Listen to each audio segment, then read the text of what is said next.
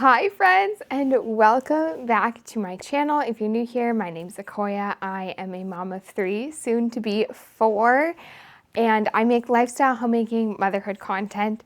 Right now we are talking all things first trimester, how to survive first trimester. In all of my pregnancies, all 4, I have found that this is the hardest trimester to get through. And my goal in all of it is to just stay the healthiest I can and try all the holistic options first and then move on from there. So I'm going to give you all of my best tips and tricks that I've learned along the way to help you really enjoy your first trimester and make it through. Most of this stuff is very simple. It doesn't require you really buy anything. It's just the things I've learned over time. So let's get right into it.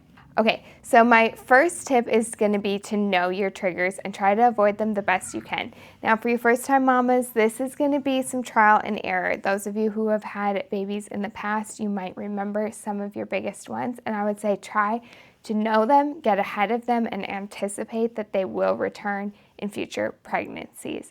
Some of mine are getting overheated, wearing too tight of clothing. If my blood sugar gets really low or I have like a really high spike and then a crash, and exhaustion or just being tired in general will emphasize any feelings of nausea that I'm having. So if any of these ring a bell, those are going to be the main things I'm going to focus on, and some other just general guidelines for keeping a really healthy first trimester and creating a really healthy baby. The first thing that I would tell you is start wearing loose fitting clothing and things that don't constrict your body, especially in your belly, lower abdomen region. This, I would say, is going to happen way before. Think about like whatever you wear when you're on your period or something, how you normally like a little bit looser fitting clothing. Start thinking about that right away. I would say that was one of the things I did not realize was such a big trigger for me with my first, was just my clothes being too tight. But I find when there's less pressure on that growing belly, because your belly and your hips and all of that are already starting to widen as soon as you are pregnant. So even though it's not really noticeable to the eye, your body is doing a lot of work. So looser clothing in that region is really helpful. I always love natural fibers like cottons, things with maybe a little bit of stretch, more of a knits, looser waistbands, no belts or anything, stuff that sits more underneath the belly or above and flows away tends to be a lot more comfortable and also will get you a lot farther in your pregnancy than anything tight-fitted. So start buying things looser and like that, and don't be buying anything super fitted because it's definitely not going to fit you in the next 9 months, and it might not fit you when you're done having your baby. Then I would also suggest that you work on staying cool, keeping your temperature really regulated. That could be just drinking ice water, staying out of the heat, using your air conditioning, having a fan by your bed, lightening up the amount of layers you have on it, just dressing in layers so that if you do start getting warm, you can take something off. All of that will help you keep your body temperature a little more regulated because your body's working so hard to, I believe it's double the blood volume you've got going on, and build that placenta and get all the stuff ready for this baby. So your body's tired, okay? It needs help staying cool. It's doing a continual workout. The next category we're gonna go into is like food. What are you going to eat? One of the things I find is very common amongst all of my pregnancies and a lot of my friends that I've talked to is that caffeine, specifically coffee, really does them dirty in the first trimester. So even if you are a coffee addict, I would suggest cutting back or cutting out caffeine. If you are considering being pregnant and you're not right now, I would start cutting back on the caffeine already because it will help so much in pregnancy and postpartum for your baby to get better sleep if you're not caffeinated. But it does take time, and you might be getting like a caffeine withdrawal headache, which can be unpleasant, but I would say it is worth the week of a headache than to have 3 months of feeling like you're gonna barf all the time and or puking all the time.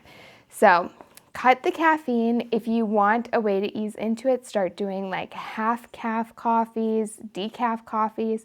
Make sure if you are doing decaf, you're getting a water processed decaf. Otherwise, they pump a bunch of chemicals through the coffee and it is no good for you. But that would be my best option for caffeine. You could also switch over to like a kombucha, which will have a bit of caffeine, but it's very minimal and will also help with your gut microbiome and just overall health in that area. So that could be a good option for you. I would also say that maybe your prenatals are creating some of that, or like they're making it more obvious, the like stuff in your throat and way up here. So for me, I normally end up cutting back on my prenatals a bit in that first trimester, and then as the nausea starts to lighten up, I normally wait till I've had like 1 week where I'm feeling really good, and then I will try back at maybe a half level. If I have any that are really strong in odor or something, I'll wait on those just a bit longer. As much as I think a really good prenatal is so important for keeping your energy up, your body's health up, and making sure you have everything you need for building the best, most healthy baby, I do think it's more important to be keeping all the nutrition in your body than to be puking it up. So if that means you need to cut back on them for a time, that is well worth it. The one vitamin that I would not cut back on, that I would try my very hardest to continue up with, is the B vitamin. I'm going to link the one that I use. It's a coenzyme B vitamin, and it is fantastic for reducing nausea. It's going to give you more of a sustained energy throughout the day. You will not take this at night. This is a morning lunch type of B vitamin. You can take, I think I was doing like 2. I believe that's a pretty good amount, and you could do that. I would do that on top of whatever your prenatal is, or just do that without the prenatal. Normally the prenatals tend to be pretty strong. And then if you can tolerate it, I would do magnesium at night to help calm the body and get good sleep. Other things we're going to be focusing on are staying really hydrated. If you are throwing up a lot, this is going to be super, super important, and I would highly encourage you to put some sea salt. I will link my favorite too down below, along with some electrolytes that you can put in your water, 2 different versions, a stevia and a monk fruit sweetened one that I really like. These are going to help sustain your body, and if the prenatal is kind of hard to do, this will be a good alternative. That way, as you're losing fluids and or needing way more, you have to think about this. Your body is building all that blood. You need to fuel it with the right kind of nutrients to build that so that you don't have exhaustion. Okay, so stay hydrated, use a high quality electrolyte, a little sea salt on the tongue in the morning, and then drink your water can work too. If you can do it that way, great.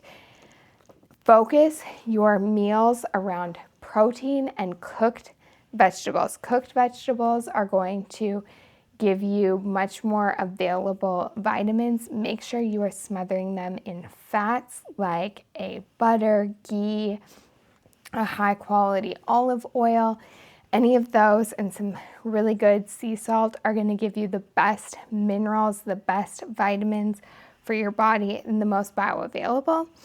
And then focusing on that protein, that's going to keep your blood sugar much more sustained and give you a lot more energy. If you are getting hungry and you're feeding yourself with carbs, you're going to really spike it up and then drop off, and that is a key thing to make yourself sick. So we want to avoid that. So minimize the carbs. If you're feeling candy, sugar, carb cravings, stop. Have some fruit with fiber and vitamins that has a more well-rounded thing, not a candy bar, not a piece of bread, definitely not crackers, okay, girls? I know that's what the internet's saying, just have some crackers. I'm telling you, that is just going to put you in a downward spiral that you never come out of, okay? So do like an apple, some strawberries, anything like that, and then have it with a little scoop of peanut butter, almond butter, cashew butter, anything like that, or a turkey jerky stick or a beef stick or something like that. So you're getting the protein and you're getting the fiber, carbs that your body's craving, but you're not creating such a spike in your blood sugar. Doing the almond butter, cashew butter, any of those is also going to give you some fats, which will give you more of a sustained energy. If you're noticing that you are crashing in that 2-3 p.m. after lunch slump, you're really dragging, that is when I normally like to have my electrolyte beverage. I feel like that really rejuvenates my body at that time of day. I also find that dark chocolate can be really good. It has a lot of great vitamins. I'm going to link some of my favorites also in the description in case you're not sure what really constitutes a good dark chocolate. But something that's low in sugar, has some protein in it, could be really great. I love ones that are like an almond butter or cashew butter filled dark chocolate. It's such a treat. It satisfies that sweet tooth, but it also has a lot of minerals and a slight amount of caffeine, and just enough to give you that boost to get you to supper and into your evening routine. Now, the next one's really big, and that's going to be rest. Try to rest before you take yourself to exhaustion. So recognize that you are building a baby and your body is doing a lot of work. So even if you haven't technically done a lot that day, your body is doing a lot to build the baby. So you really need to respect that by giving yourself time scheduled into your schedule to rest, whether that be to just sit down, to put your feet up, to maybe take a 20-minute nap or something. When you have littles, it can be harder, but what I like to do is just plan some like quiet time into the day. When my youngest is napping, then we all take a break. Normally that would be my homeschool time, but in first trimester, I say, you know what, we can make homeschool work at a different time, but this is my best opportunity to allow my mind and body to relax. So we're all going to just take a rest. Maybe you watch a cooking or a homesteading show, or you do just something where everyone is together in the same room, but you are not in charge of the activity, and it keeps everyone very calm. This could even be like your snack time, and everyone has like a little picnic snack, and you just lay on the couch and have a minute to breathe and reset.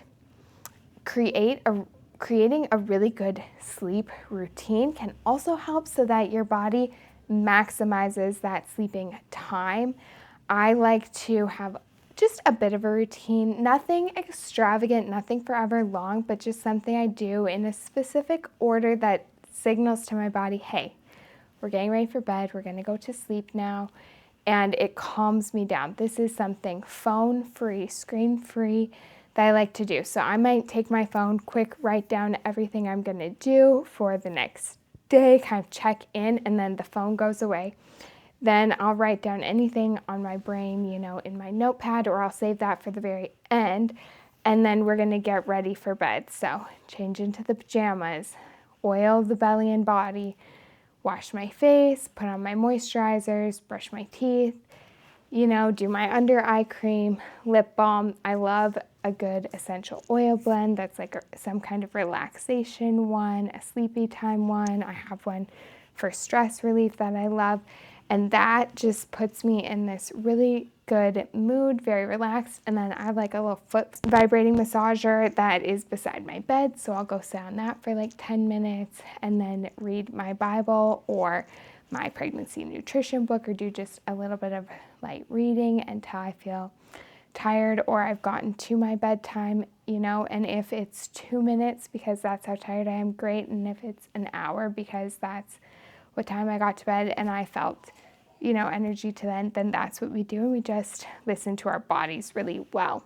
I feel like getting into that good sleep routine really is going to help you, and then just planning to go to bed earlier in general and understanding that this is a short-lived season, but that this is going to set you up to have a better day and to feel way better is definitely worth it. So honor your body's cues that it is exhausted, and take advantage of any time you can to have a longer night's sleep because your body is doing incredible work right now. And then the last thing, and it's so funny to follow this right after talking about rest, but that would also be to exercise. Exercise as much as you can. This could be simple. This could be going outside on a walk at the cooler parts of the day when it's comfortable. Getting some of that vitamin D from the sun on your skin is so good for you. Trying to get your blood pumping a little bit more is so helpful. I noticed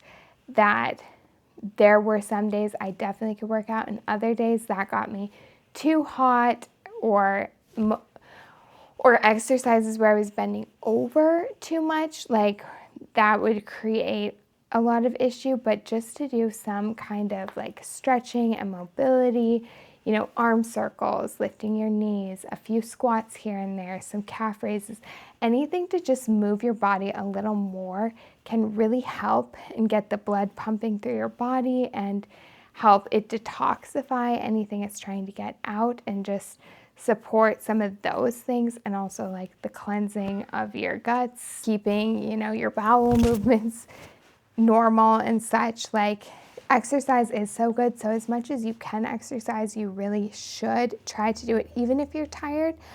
I also find that that can be a good thing. If I'm feeling tired, I will try to exercise first, and then, you know, that might re-aliven me for the rest of the day. Or I might say, nope, my body is tapped, and then we just, you know, take it chill from then on. But I feel like I've done something to help my health. I found this, and you're going to find this too. You're so grateful for everything you did keep up with in first trimester, because it makes second trimester and third trimester all the easier.